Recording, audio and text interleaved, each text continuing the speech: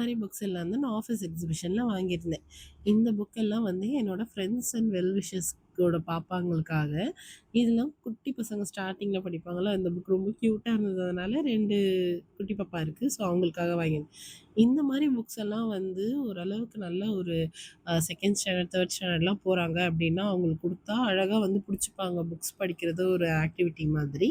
Colouring note வந்து என்னோட sister ஒருத்தவங்க இருக்காங்க. அவங்க என் கூட புக் ஷாப்பிங் வரும்போது ஒரு வாட்டி பார்த்து கேட்டிருந்தாங்க. அதனால இது அவங்களுக்காக வாங்கிட்டேன்.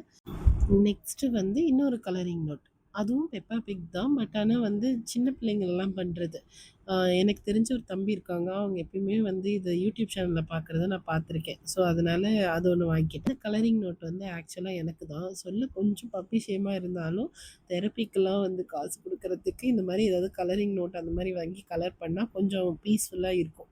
நான் இந்த முடிவுக்கு ஏன் வந்தேன்னா, இது என்னோட இன்னொரு கலரிங் நோட். இது வந்து என்னோட ஹஸ்பண்ட் வாங்கி குடுத்துருந்தாங்க. இதில பார்த்தா தெரியும் நான் ஓரளவுக்கு தெளிவா இருக்க கலர்ஸ் தான் அடிச்சிருப்பேன். இது கலர் பண்ணா எனக்கு கொஞ்சம் லைட்டா தல வலிக்கிற மாரி இருந்துச்சு. மீதி எல்லாம் கலர் பண்ணா. இந்த சன்ஃப்ளவர்லாம் நல்லா இருந்தது. பட் ஆனா இதுக்கெல்லாம் ஸ்ட்ரெயின் பண்ணும்போது எனக்கு தல வலிச்சது. ஸோ அதனால தான் நான் கலரிங் புக்க மாத்திட்டேன். இதுக்கெல்லாம் செலவு பண்ணலாமான்னு கேட்டா, yes definitely peace of mind தர எல்லாமே ஒர்த்து தான்.